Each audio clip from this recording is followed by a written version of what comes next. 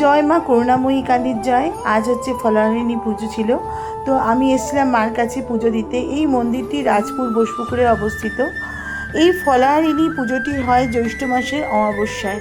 আর এই ফলহারিণী কথাটি এসছে, ফল মানে কর্মফল, হারিণী মানে হরণকারী। মা আমাদের সবার যে পাপ, যে ফল তিনি মা গ্রহণ করেন এবং এই ফলের আশায় আমরা আসি এবং মা তার আশীর্বাদ আমাদের মধ্যে বিলিয়ে দেন। এই যজ্ঞের প্রধান উপকরণ হচ্ছে ঘি এবং হচ্ছে জবা ফুলের মালা এবং বেলপাতা, তার সঙ্গে ফল দিয়ে এই যজ্ঞে আহুতি দেওয়া হয়। কালীঘাট, তারাপীঠ, বিভিন্ন বড় বড় পীঠে এইসব জায়গায় বড় করে যজ্ঞ হয়, ফলহারিণীর যজ্ঞ। তো দেখুন এখানে ঠাকুরমশাই ফল দিয়ে আহুতি দিচ্ছেন এবং তারা প্রত্যেকটা মানুষ তাদের রাশি অনুযায়ী ফলদান করে যান, বা এমনিও মানে ফলের আশায় ফলদান করে যান এই যজ্ঞে।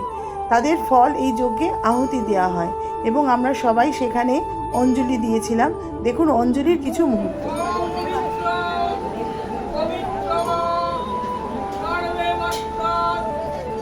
অঞ্জলির পরে সবাই আমরা যারা ওখানে উপোস করেছিলাম প্রত্যেকেই পঞ্চপ্রদীপ জ্বালিয়েছিলেন এবং ঠাকুরমশাই আরতি করছিলেন। দেখুন সেই মুহূর্ত।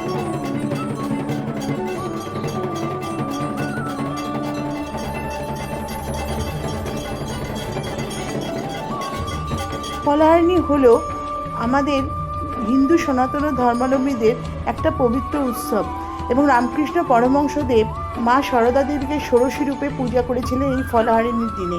সেই থেকে এই বিশেষ দিনটি ভক্তদের মানে খুবই সিদ্ধিলাভ বলে মনে করা হয়। এই ভিডিওটি যদি ভালো লাগে অবশ্যই লাইক করবেন, শেয়ার আর সাবস্ক্রাইব করে আমার পাশে থাকবেন। নমস্কার।